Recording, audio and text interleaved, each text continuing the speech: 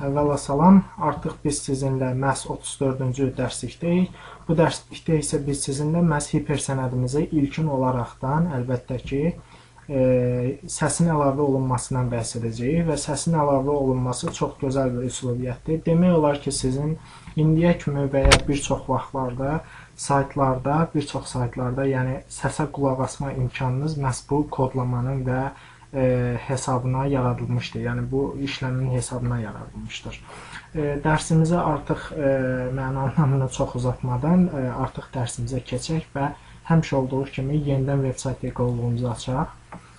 Bir daha məhz HTML tipli sənədim üzərində sağ düyməni qeyd etmədən öncə sizə artıq ikinci failimi göstərdim. Öncəki dərsdən artıq burada məhz bildiyiniz kimi MP3 formatlı, eyni ilə, amma bir fərqi ilə, yəni musiqi 1 adlı faylim vardı. Lakin burada gördüyünüz musiqi 2 adlı faylim var. Öncəki dərsimiz yerləşdirilmə ünvanlaması idi. Bu dərsimizdə isə artıq səsi məhz əks edib, yəni onu işə salıb, onu çalışdırıb qulaq asacağıq səsə. Yenə də HTML tipli sənədin üzərində sağ düyməni qeyd etdim və asılan siyahıdan edit deyə seçdim, redaktə et deyə. Və artıq bir öncəki dərsdə buradakı yerləşdirilmə kodumu gövdə tərkibində görə bilirik. Lakin mən bunu siləcəm və artıq yeni kodlamamı yazacağım. Adından da məlum olduğu kimi audio səs deməkdir. Əgər səs varsa, səsin özünün yönələcəyi məhz deyil, məhz səsin özünün idarə etmələri var və idarə etmələri də sizə tam olaraq aydın başa salacağım. İlk öncə kodlamamızı yazaq. İdarə etmələr bərabərdir dırnaqda idarə etmələrə. Yəni controls equality different speech function controls value. Həmçinin audionu da bağlayırıq. Yəni səsi açdıqsa mütləq səsə müraciət etməni də təsdiq kimi bağlayırıq. Bunu hər bir koda nizamlı olduğunu bilirik və əksərlərinə aidiyyətli olmadığından da xəbərimiz artıq var. Artıq biz şifrələmə deməliyik. Yəni səsə müraciət etdiksə, əgər biz səhifəmizi yaddaşa verib yeniləsə, heç bir əlamət görməyəcəyik. Bu baxımdan artıq biz source isə şifrələnmə deməkdir. Şifrələnmənin ünvanlaması olmalıdır. Mütləq bu isə əsasi, yəni əsasi də əslində source sözünün qısaldılmış formasıdır. Yəni şifrələmənin şifrələndiyi ünvanlama, artıq yönələ biləcəyi şifrələnmə. Bu isə bizim fayl tipimizdən asılıdır. Yəni səhifəmizdə o mahnını, musiqini işə salıb onu oxuda bilməmiz üçün, qulaq asa bilməmiz üçün o fayl bizdə mütləq olmalıdır. Həmçinin özümüz və istifadəçilər üçün də.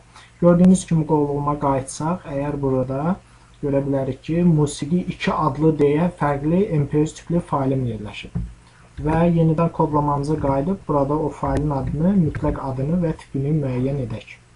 Musiqi 2 nöqtə, tipi isə nə idi? MP3 və əgər bilmiriksə tipini tam dəqiq olaraq sağ düyməni failin üzərində qeyd edib, aşağı menyudan asılan siyahıdan properties, yəni xüsusiyyətlər, prefixes, gördüyünüz kimi burada tip of file yerində MP3 format sound deyə yazılır. Yəni bildik ki, bu failin tipi məhz MP3 deyə səs adlandırıla bilinən fail tipidir. Və burada bizə normal bir əlamət görə bilirik artıq biz səhifəmizdə, qovluğumuzda. Çünki ümumiyyətlə MP3 tipli fayllar məhz Winamp tərəfindən oxudulur və işə salınır. Deyərdim ki, əksər proqramlar tərəfindən də. Lakin burada məndə Winamp proqramı kompüterimdə hal-hazırda olmadığı üçün bunun Windows oynadıcısının, yəni Windows Media Player işə salıcısı proqramının tərkib hissəsi ilə çalışdıracağıq. Ona görə də məndə bu MP3 tipli fayl məhz Windows-un görüntüsü ilə görsənir. Yəni onun faylı kimi görsənir, yəni Winamp'ın olmadığı üçün. Qaydaq kodlamamıza, yəni bu heç bir fərd ayarı yoxdur. Lakin yenə də MP3 üçün, yəni ən çox bu proqramdan istifadə edilir. Əgər source MP3 faylim varsa, şifrələmənin ünvanı şifrələmə MP3 tipli faylıma, musiqi 2.mp3 tipli faylıma, eyni zamanda tipini də tam olaraq dəqiqləşdirmək lazımdır. Tipini audio deyəcəyik, yenidən səs deyəcəyik və audionun tipini müəyyən edəcəyik. Burada 2 tip növ var, OGG var, bu da səs faylinə aiddir və daxildir, yeni səs formatıdır.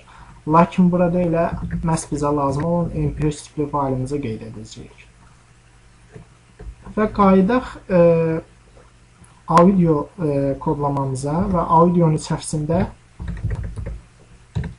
width və height deyək. Audionun enini və uzunluğunu təyin edək. Audionun eni olsun 300-ə, məsələn. Height hündürlük də olsun. Bunu bir öncəki dərslikdən də bu en uzun hündürlük ayarlarını nizamlamışdıq və bu tamamilə eyni ilə buna da xasdır.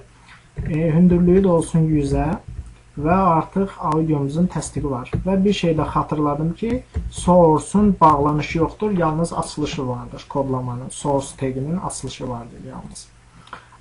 File menüsündən yenidən artıq kodlamamızı işlədik. File menüsündən save deyək və qısa yol tuşu Ctrl+S. Qaydaq səhifəmizə, hipersənədimizə və görə bizdən alındı.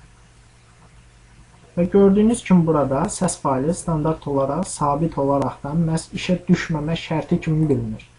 Və məhz burada enini width 300-ə, gördüyünüz kimi eni 300-ədir səs faylının, height hündürlüyü isə 100-ə bilinir. Biz bunu fərd ayarları ilə də oynaya bilərik. Yəni bunu enini uzunluğu yenidən hündürlüyünü ayard edib, yəni çoxalda bilərim. Məsələn, mən enini 350-yə dedim indi və qayıtsaq bunu lakin bir görə bilmədik. Çünki normalda 300-dən yuxarı bilinə bilmir fərd ayarı, amma yenə də bu işləm buna xasdır. Qaydaq artıq musiqinin biz gördüyünüz kimi burada standart. Burada bildirdiyimiz audio controls bərabərdir controls dəyəri. Gördüyünüz kimi burada bir çox əlamətlər var. Əgər musiqini işə sala biləriksə play düyməsinə və ya stop da eyni ilə, yəni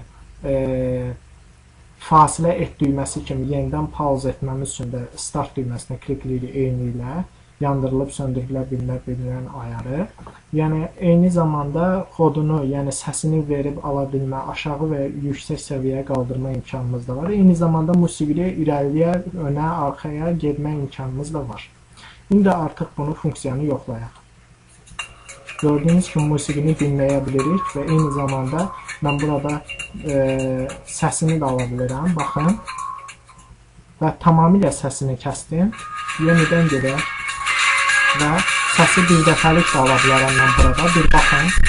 Əgər bir dəfəlik kliklədim sözlərinə səs gördüyünüz burada ikonun, yəni şəklin qısaca, o zaman şəklim səs faylımın məhz tam olaraq artıq mute olundu. Mute isə səssiz deməkdir ingiliscədən, yəni səssiz hala gəldi.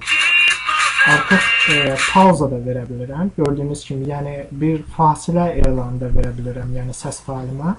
Eyni zamanda hipersənədimdə səs faylı irəli də gedə bilirəm. Bir baxın, önə gedək artıq. Gördüyünüz kimi çox asan və gözəl bir nəticəyə cəmləndi. Və bu səs faylının da özəlliyi məhz bundan ibarətdir. Bir sonraki dərslikdə yenidən görüşmək ümidi ilə sağ olun.